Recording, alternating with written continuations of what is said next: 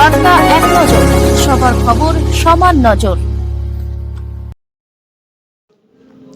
আর শুভ বিজয়ের খবর সংগ্রহের জন্য আমাদের বিভিন্ন সাংবাদিক ও চিত্র সাংবাদিক বিভিন্ন পথে বিভিন্ন স্থানে আছেন ক্যামেরা বন্দি করতে।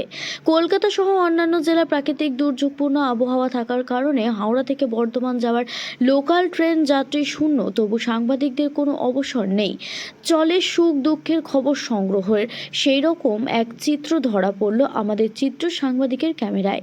বার্তা এক নজর, সবার খবর সমান নজর। আপনারাও দেখছেন এই সবার খবর সমান নজর।